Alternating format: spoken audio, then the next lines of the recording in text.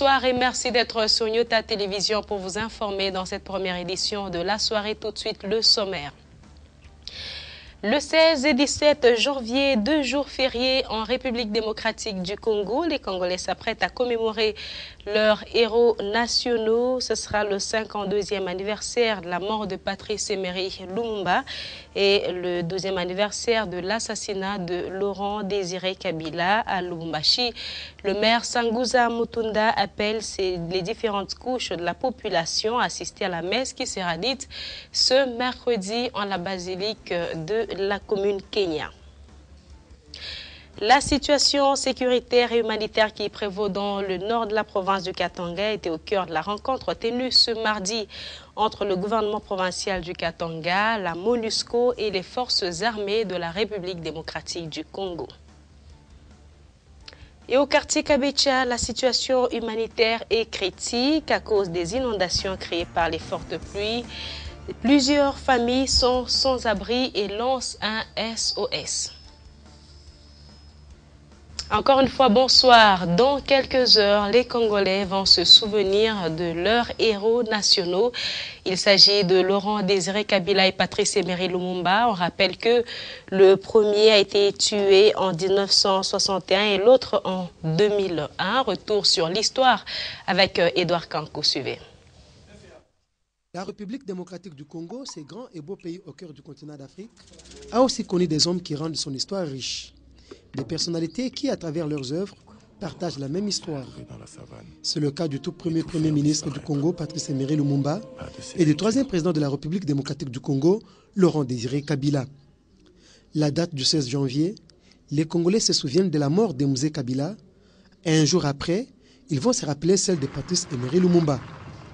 Les deux ont été tués le même mois, un jour après, presque dans les mêmes circonstances politiques.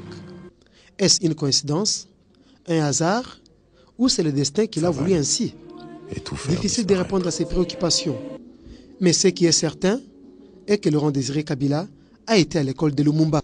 Connu pour son idéologie des nationalistes, Patrice Emery Lumumba, comme Mzee Laurent Désiré Kabila, luttait pour l'autoprise en charge dans les secteurs de l'administration publique.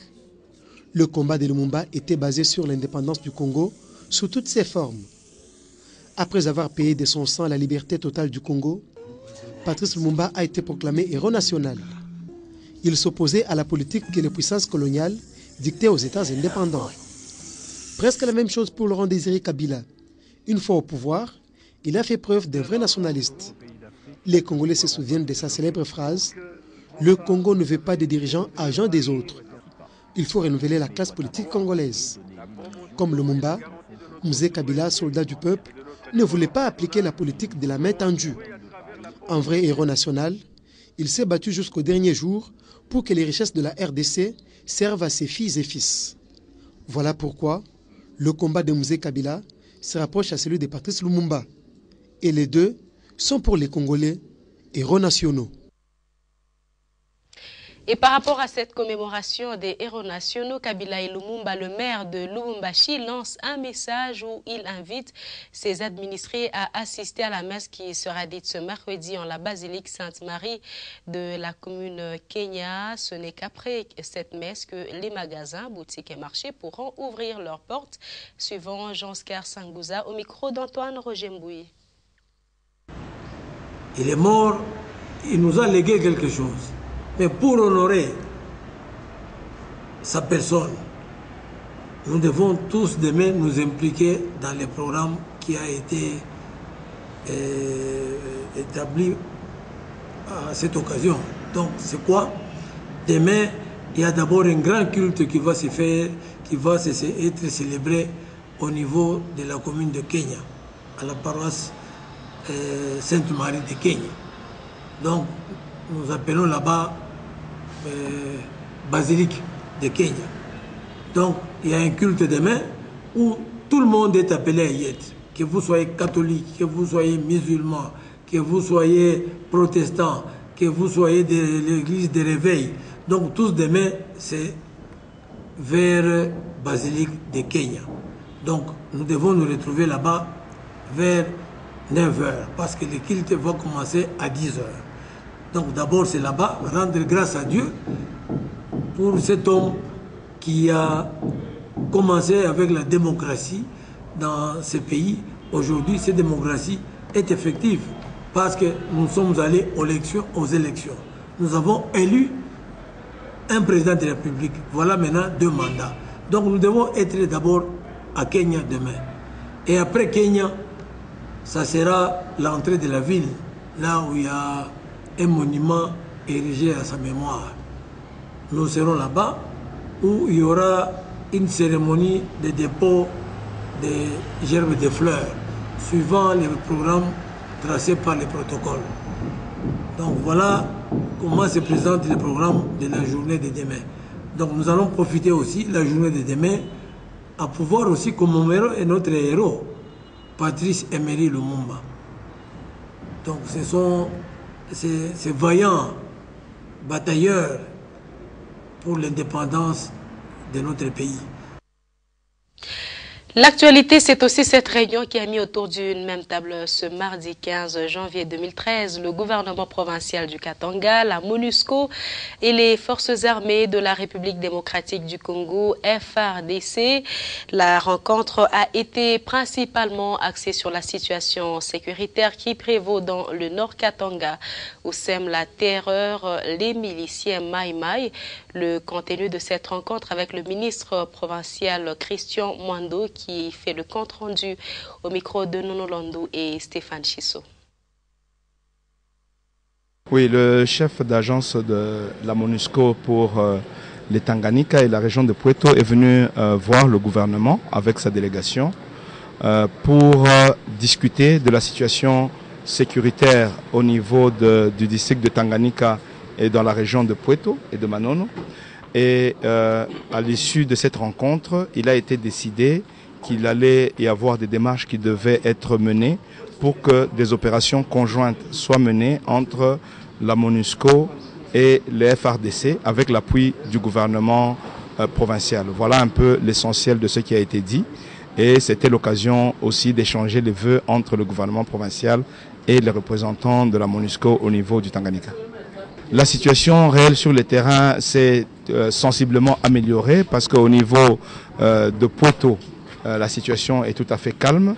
Au niveau de Manono, il y a une délégation qui est venue de la MONUSCO avec le commissaire des districts et le conseil de sécurité de Tanganyika qui s'est rendu sur place et qui a trouvé que la situation s'est calmée, mais il a nécessité d'un appui logistique au niveau des FARDC, appui logistique que la MONUSCO est prête à apporter moyennant un protocole d'accord dans un cadre plus formel. Dans ce même chapitre, les députés nationaux élus du Haut-Katanga ont eu à rencontrer le ministre national de l'Intérieur, Richard Mouyej Manguez-Mons. Au centre de leur entretien, la situation sécuritaire de certains territoires du district du Haut-Katanga. Les détails dans ce reportage de nos confrères de Digital Congo. Les députés nationaux élus du territoire de Mitwaba, Puerto, Kasenga, Lubudi, Manono et Malembankulu dans les Hauts-Katanga sont déterminés à chercher une solution à cette question d'insécurité que vit la population de ce 6 territoires du district du Haut-Katanga. Une population qui souffre des attaques, exactions, viols, meurtres causés par des bandes armées installées dans cette partie du pays. Pour ces députés, plus de 150 000 déplacés sont abandonnés à eux-mêmes sans aucune assistance en cette période de pluie. C'est ce calvaire que vit la population qui a motivé ses élus à mettre un terme au silence opaque que semble afficher le gouvernement face à ces événements. Ces événements et la non-assistance à ces populations en détresse. Nous interpellons tout particulièrement le ministère de la Défense nationale, celui de l'Intérieur et celui des Affaires sociales et humanitaires pour la neutralisation de ces criminels, l'éradication de leurs mouvements ainsi qu'une assistance rapide en faveur des populations concernées. Nous réclamons d'urgence l'envoi des éléments motorisés de la PIR dans ces territoires pour restaurer la sécurité et ramener la quiétude dans la population. Les élus et la notabilité du district du Haut-Katanga saluent et soutiennent enfin les efforts que déploie le président de la République, Joseph Kabila Kabange, pour assurer la paix. Le représentant du gouvernement les a rassurés des efforts que fournit le gouvernement. La loi sur la restructuration de la Commission électorale nationale indépendante a été adoptée il y a peu, vous le savez, à l'Assemblée nationale, mais rejetée au Sénat. Selon la Constitution, c'est l'avis de la Chambre basse qui prime en cas de contradiction. Et donc 13 membres feront partie du Bureau national de la CENI, dont 6 du pouvoir, 4 de la société civile et 3 de l'opposition. Alors la question c'est quand sera-t-il de cette nouvelle structure au niveau de la province du Katanga? On va écouter à ce sujet Dim Tom, secrétaire exécutif provincial de la CENI, au micro de Janine Bouchou et Richard Chimba. 13. Parmi les 13, il y a 6 de la majorité, 4 de la société civile et 3 de l'opposition. Ces gens-là vont constituer ce que nous appelons chez nous plénière. C'est un peu comme le Parlement. Maintenant, parmi ces gens-là, chaque composante va désigner les membres qui vont faire partie des 6 qui vont constituer le bureau de la CENI. Donc, chaque composante. Alors qu'au niveau du Sénat, c'était prévu qu'il y ait 26. 26 en fonction des 26 futures provinces. 26. Parmi les 26, on devait avoir 12 de la société civile, 8 de la majorité et 6 de l'opposition. Maintenant, au niveau provincial, dans les textes, il n'y a pas de modification. Pourquoi? Parce que le personnel des secrétaires exécutifs provinciaux, c'est un personnel, ce sont des fonctionnaires électoraux, donc c'est pratiquement des techniciens qu'on a récoltés qu'on a recrutés par-ci par-là dans les provinces. Donc, jusqu'au niveau des antennes.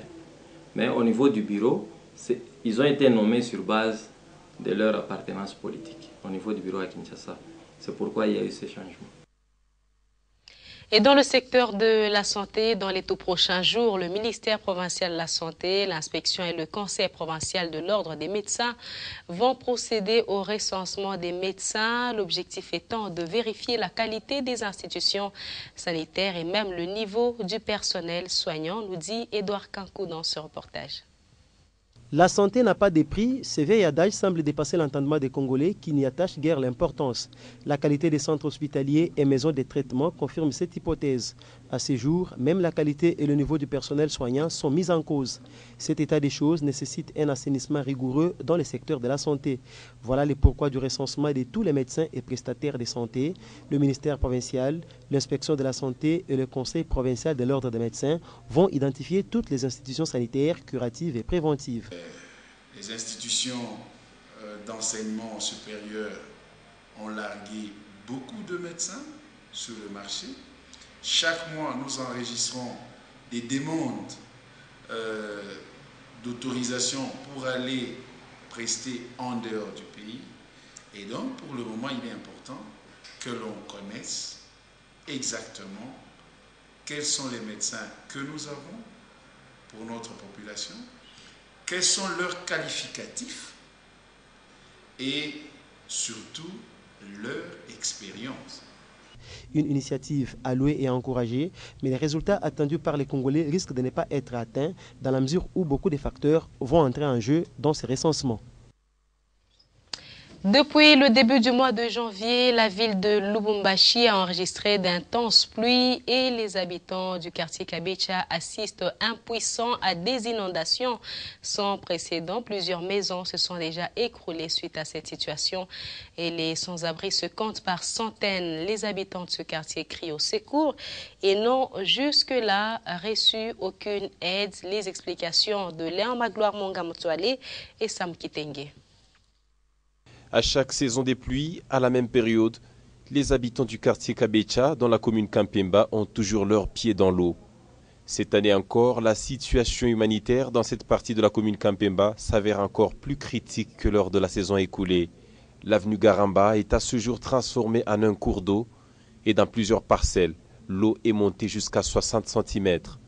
Dans ce quartier, depuis le début du mois de janvier, près de 100 maisons se sont déjà écroulées, faisant ainsi plus de 200 sans-abri, comme ces deux vieilles dames qui, après avoir tout perdu, n'ont que leur bouche pour se lamenter.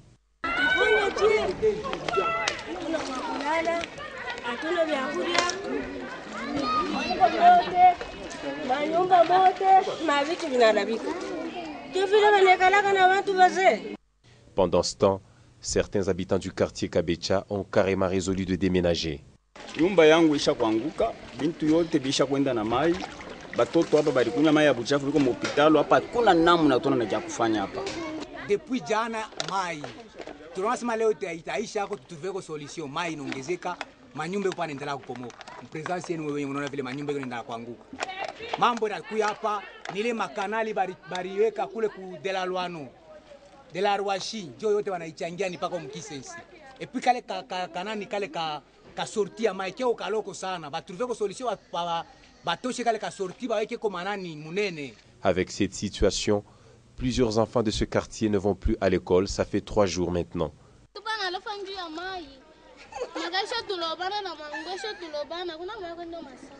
Mai yote makai yote shalubana na mai ingine shakunya manyumba hakuna mai kana nao mai unatoka hivi una mai na kuharibisha tena hakuna namna.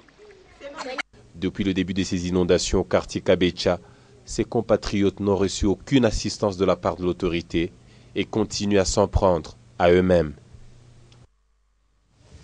Et dans le même ordre d'idée, le risque de contracter des maladies hydriques comme le choléra est prévisible au quartier Bel-Air dans la commune Kampemba, surtout avec les pluies abondantes qui s'abattent sur la ville. Les eaux débordent et ramassent tout à leur passage. Les habitants de cette partie de Lubumbashi en appellent à la responsabilité des autorités compétentes, voire sanitaires. Jean-Paul Malimba, Edouard Kanko pour ce reportage. Après les communes de la Kenya et Lubumbashi, vient le tour des habitants de la commune de Kampemba d'exprimer leurs craintes face au choléra qui refait surface. Pour les habitants de ces coins, les eaux des pluies qui ramassent tout à leur passage, c'est-à-dire immondices, ordures ménagères et faux septiques, constituent un énorme risque de choléra et l'autorité sanitaire au niveau local doit être interpellée. Tous les faux septiques étaient dans l'eau. L'eau est arrivée jusque dans mes genoux, dans l'OEC, je vous dis. Mais nous craignons quoi? Nous craignons l'épidémie de choléra. Parce que maintenant, avec les habiletés que nous connaissons, avec ceux qui viennent, nous ne savons pas ce que nous allons faire. Si l'on n'est pas bien protégé, cette eau-là peut aussi entraîner des maladies, plusieurs maladies dans la population. Et si aujourd'hui les gens débloquent ça, c'est à cause de l'eau qui se déborde à tout moment. Ce qui fait que plus l'eau s'accentue, plus aussi devient sale, forcément ça va aussi affecter. Le danger le plus permanent se situe au quartier Bel-Air de la commune Kampemba avec le débordement de l'eau sur la chaussée de Kasenga.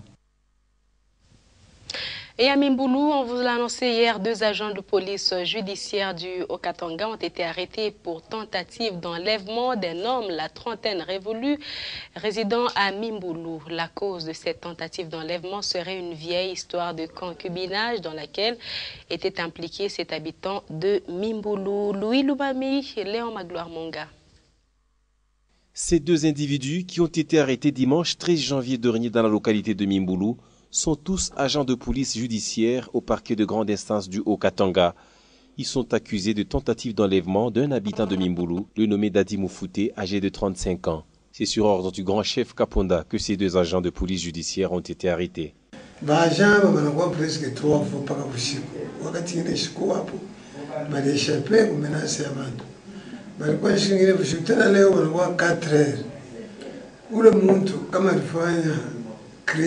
Infraction, est-ce que eko na fuite à craindre au ni muntu eko na ikala localement hapa wanamuyuo mkili mzima na comportement yake na wazazi yake wanasema na kwa lantima bana uliza mambo kama muntu utanikana furtif banamuuliza kama ni kumwona na mbona ndo kumzambisha sisi tunajua parquet yo wake na verifia kama problem.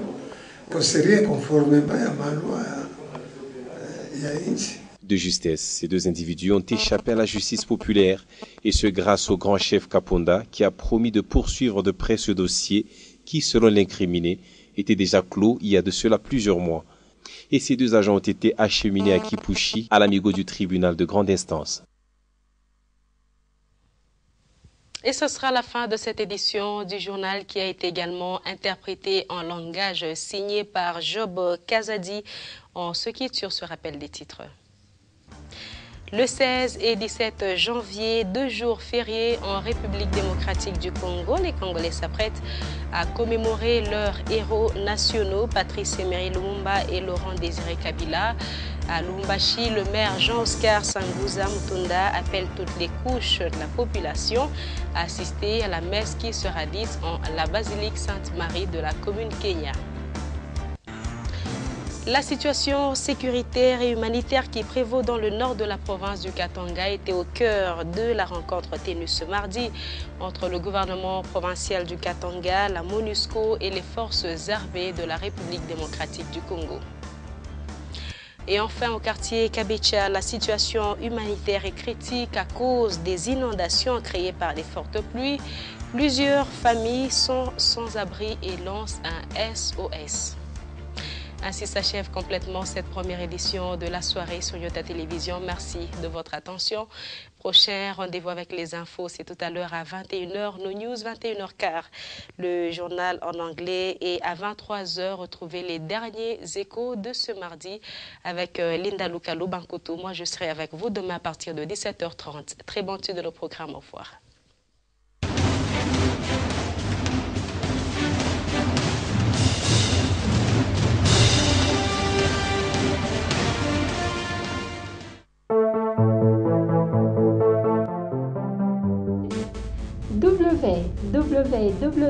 www.nyota.net, le Katanga vers le monde.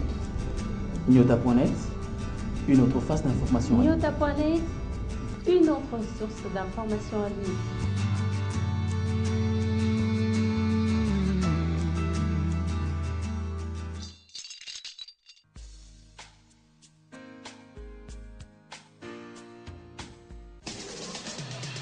Programmation musicale, voice